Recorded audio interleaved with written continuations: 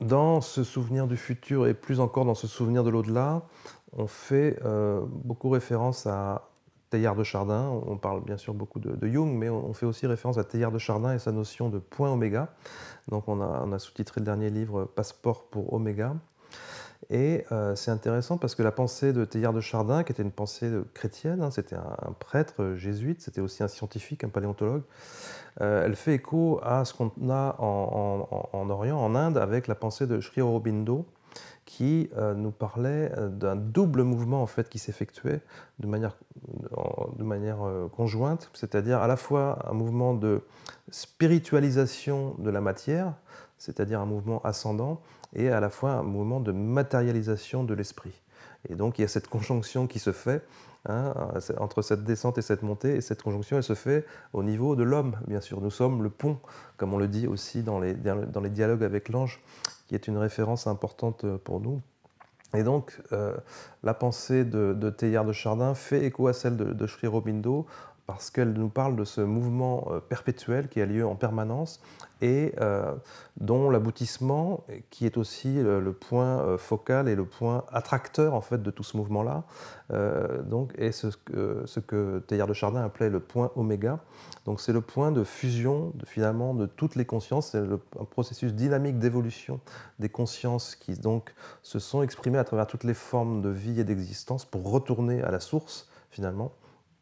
Et c'est la fusion aussi des consciences des vivants et des défunts et de toutes les formes de conscience qui existent. Donc c'est le retour en fait de la conscience à sa source, à elle-même, après avoir fait toutes les expériences possibles et imaginables dans l'univers. Donc on est assez fasciné par cette idée parce que on pense qu'effectivement, par exemple, la dimension de l'au-delà, c'est pas quelque chose qui est un lieu lointain, mais c'est une dimension qui est juste là, qui est proche de nous, et c'est pour ça que tant de gens ont des signes de leurs défunts, ont des contacts avec leurs défunts, et que la médiumnité est possible et que la transcommunication est possible, bien que on ait des blocages en fait, plutôt des blocages mentaux qui viennent de l'ego, qui sont liés à la peur aussi, qui font que on complique tout ça, on a du mal à vivre ça de manière simple, mais en réalité, nous on pense qu'on va de plus en plus vers une espèce de normalisation de nos relations entre la dimension des vivants et la dimension des défunts, et le monde des esprits en général, le monde des esprits du vivant, des plantes, des animaux, comme on a finalement dans les chamanismes du monde entier, pour les chamans de toutes les traditions, hein, aussi bien en Amazonie qu'en Australie, etc.